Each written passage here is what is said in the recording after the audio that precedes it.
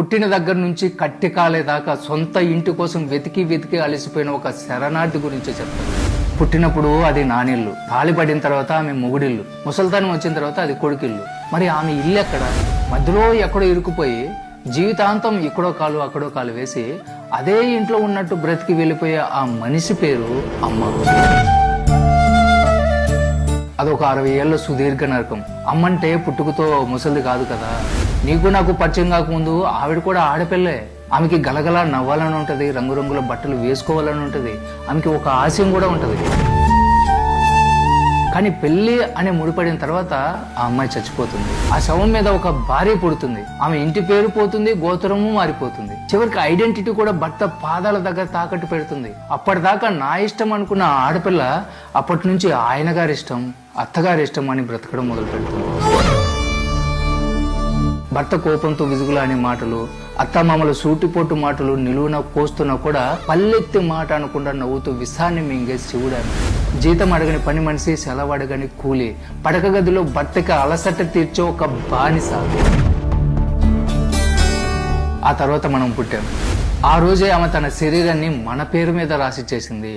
నువ్వు కడుపులో పడగానే ఆవిడికి ఆకలి వేసినా కూడా తినలేదు, అనారోగ్యం వచ్చినా కూడా మందు వేసుకోలేదు. నిజం చెప్పాలంటే ఆమెని కొంచెం కొంచెం నమిలితుంటూ పెరిగిన నరమాంస భక్షకులం మనం పెరిగే కొద్దీ ఆమె ఆయుస్సు అమాంతం హారతి కర్పూరంలా తగ్గిపోతూ ఉంటుంది. మనమే సిగరెట్ లాగా కాల్చి పీలుస్తా ఉంటాం. కట్ చేస్తే కొడుకు పెళ్ళైపోతుంది. కొడుకే ప్రపంచం అని బ్రతికిన ఆవిడికి సడన్ గా ప్రపంచంలో చోటు తగ్గిపోతుంది. ఇంటికి కొత్త పెత్తనం వస్తుంది. ఎవరి కోసమైతే ఆమె తన యవ్వనాన్ని ఆరోగ్యాన్ని దారబోసిందో వాళ్ళే ఇప్పుడు నీకేం తెలియదమ్మా, నువ్వు కాస్త ఆగు అని నోరు మోయిస్తారు.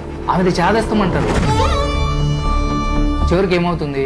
ఈ ఇల్లు నాది అని ఆమె జీవితం మొత్తం అనుకుంది. కానీ ఆమె అదే ఇంట్లో ఒక గెస్ట్ లాగా మారిపోతుంది. దిక్కుమాలిన మందు బిళ్ళలు, హాస్పిటల్ వాసనలు, మొహం చాటేసిన భర్త, బిజీ అయిపోయిన కొడుకు విజుక్కునే పోవడం.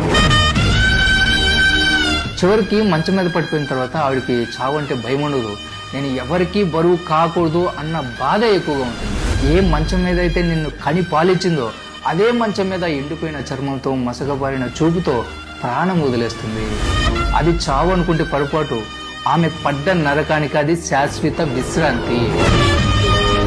పుట్టినప్పుడు కూతురుగా, యవ్వనంగా ఉన్నప్పుడు భార్యగా, ముసలితనంలో అమ్మల, ప్రతి దశలో ఎవరో ఒకరి కోసం తనని తాను చంపుకుని బ్రతికిన ఆమె నిజంగా ఆమెలాగా ఇప్పుడు బ్రతికింది. మనం రాసిచ్చిన ఆ దరిద్రమైన స్క్రిప్ట్ లో అద్భుతంగా నటించి చివరాఖరుకు చప్పట్లు కూడా దక్కించుకొని ఓడిపోయిన ఒక గొప్ప కళాకారిణి ఆమె.